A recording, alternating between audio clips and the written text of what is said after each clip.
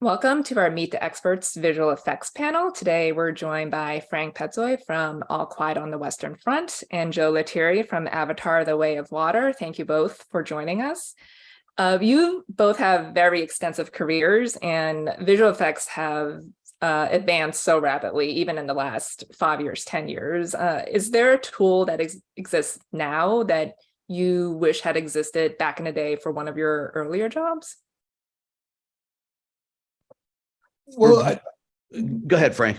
well, I'm think. I mean, yeah. If I think back to the early jobs, where you basically nobody really knew how it was working, and you pulled people from other fields. You had the old, the stop motion animators trying to work with computers and all that stuff. So, and the same thing goes for just bringing the stuff into the computer and digitizing and all that. And one thing that I'm always so happy about, for me, especially when I'm on set, is that the whole camera tracking issue and all that stuff, it's gotten so much easier for me that I can bring the stuff back to the shop and we can right away work on stuff. And just, I mean, thinking back 20 years, it was like you had to go through all the stuff to really, have to rebuild everything that's on set, just even if you want to put just one CG character in there, and it's like, oh, where's the ground? And like Joe was saying, there was the spotlights, and it was like lighting in outer space. If you had a light and behind in the shadow there was nothing. So that stuff, or the HDR pictures, the global illumination, that stuff that really made it easier, and I think it gave the artist more time to do the stuff that they need to do. I think that was one important thing. Unfortunately, sometimes it gets that new tech. Every time there's a new technology, people think, oh, that must be cheaper now. But no, that costs money. No, they just ask for more of it. That's the thing, So Yeah. Look, I think as an example, Joyce, I'll go back to the first Avatar. We spent about a year doing the first scene where, for us, it was the first scene where Jake is wandering lost through the woods, and Neytiri's up in the tree, and she's about to shoot him, and the wood sprite comes down, and she changes her mind. So that took us about a year to do. And after we finished that film, like 2 years later, or as we were near the end, we thought, okay, we've learned so much about it. Let's take, all the advancements we've done and go back and redo that first scene.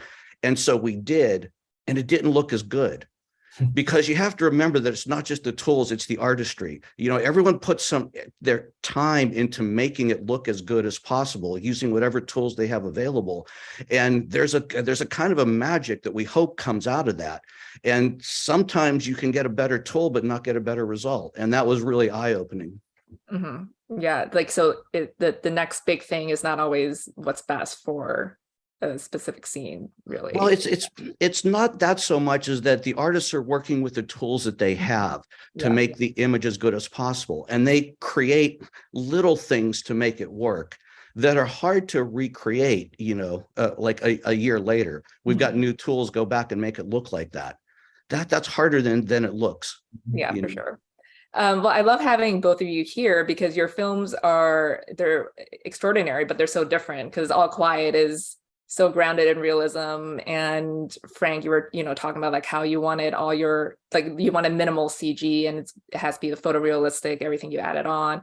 And Joe, you guys obviously created an imaginary world that feels very real when you watch the film. So, but in both cases, it's almost like you want the effects to feel invisible and almost seamless. Is that how you would describe it? I think it's more like, for us, we didn't want it to feel invisible because we were doing the main characters. We wanted you to see it. But the effects, really all it comes down to is it's serving the story. You can't have good effects without good story. So like, Frank, I love the film because it drew you right into it. And the effects, what you guys did that. It brought you into that world, and that's what it needed to do, because in the end, you want to come out saying, I love that film, and not necessarily knowing why. But and if you do it properly, that's what you're after. I think, a good since we're shooting in Prague, for example. I mean, I was, the old Barrandov studios there, and Carl Siemens' first animation stuff and everything. And you look at the stuff, or you have kids look at the stuff, and it's so crude, and you see it's not even matte lines. It's like, pictures that you put up and the animations and everything. But the story was so good, it didn't matter. I mean, it's Exactly. like 5 minutes, you switch off and you're in the story. And that's something that is sort of, I'm glad that it's sort of coming back, that people enjoy movies again, because there was a time when it was all about analyzing stuff. I think it was the time when sort of, stuff was, you could pause on the internet. I actually remember, I think it was in 2000 when Arriflex came out with the location projector, and you can actually stop on a frame when you were running film and it wouldn't burn up. Yeah. And I thought to myself, oh my God, this is the end of VFX, because usually you would just loop the film and you go, you like it? Yeah, exactly. It'll work, and now it's like, oh, can you just go back 2 frames? What's that there? And it's like, it doesn't matter. Yeah, exactly. Digital was supposed to make it easier, but it turns out like having a lab cutoff was actually really handy. It meant you could go home at night. Exactly. Well, before we started, we were kind of joking that, the common refrain you hear in film is like, oh, you can fix it in post, but because it's like they don't have time or money or whatever, or you just want to move on. But you guys are in post. So do you guys think the opposite? Like, no, you guys, we need to get this right in prep, or try to get as many, shots as possible of the scene? Like Frank, you were talking before, like you were shooting something, you did 10 takes of like certain scenes, right? Yeah, So, it's sort of, of course, it depends on the subject matter. It's like you said, it's like Avatar is different from All Quiet. And you have to, of course, in All Quiet, you had to sort of front load stuff on set, where in Avatar, you had to make sure that you have the right tools in post and all that stuff.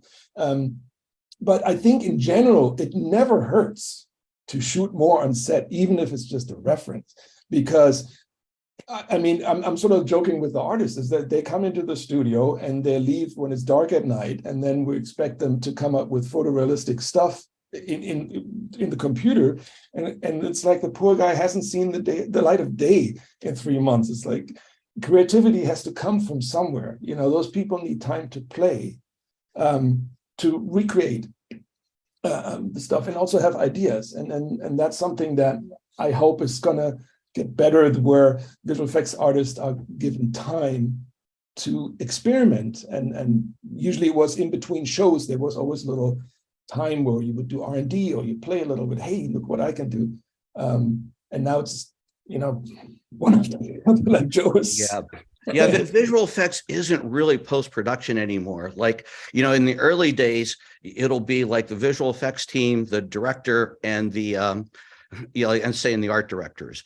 And then you go through this whole big production phase, and you've got, hundreds of people on set, and you're shooting all this stuff. And at the end, it's the visual effects team, the director, and the editors. It's like, you're there the whole time if you're making a visual effects film.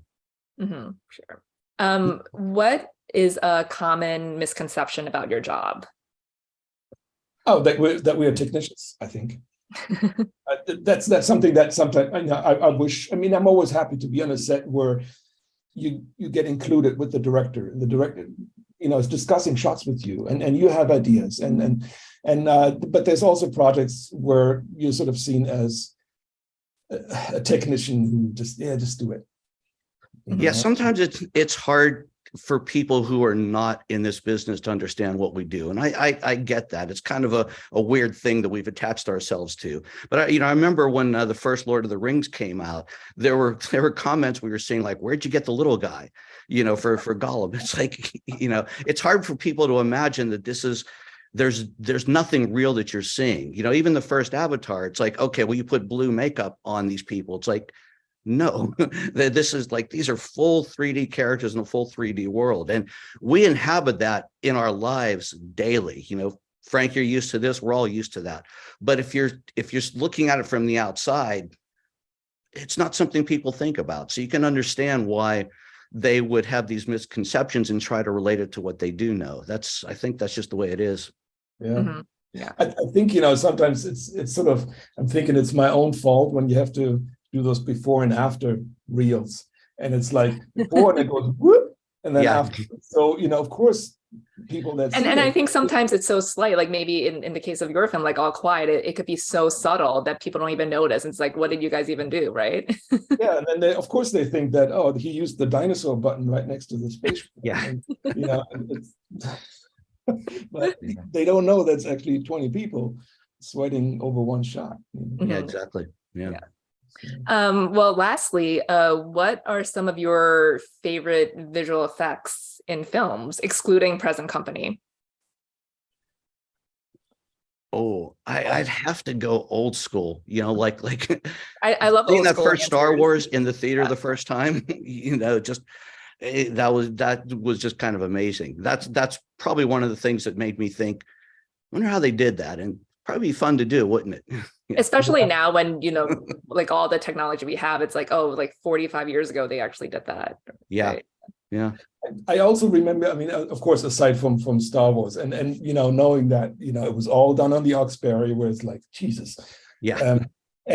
But I remember there was also a point, I don't know, when the first Matrix film came out. I remember, going to the theater in Berkeley with our comping leads, and we came out and we were all quiet and we all thought we got to quit our jobs because how the hell? Yeah, that was pretty ingenious. Yeah. That's also inspiring, though, even though you might want to quit for a split second, but it's like they did that. It's like, yeah, you just think, oh my God, I'm never going to be able to do this. And then years later, it's like, yeah, So. Yeah, I think we've been pretty lucky to be doing what we do, in this era. I think like Jurassic Park was the second film I worked on, so we're just in the right time at the right place for all these things and this new tool of computer graphics, coming together and allowing us to think about how we do all these things. Yeah. And it was so expensive. I mean, it's like, the only thing that could do that was those silicon graphics, that cost as much as a house back then, And now Yeah, exactly. Like 65 shots for that whole film, if I remember right. And I think now you've got to do that on average per week.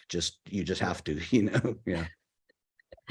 well, it was great speaking with both of you. Thank you so much for your time, and congratulations on both of your films. They're incredible. Thank you so much, and have a great day. All right. Thanks, Joyce. Thank you.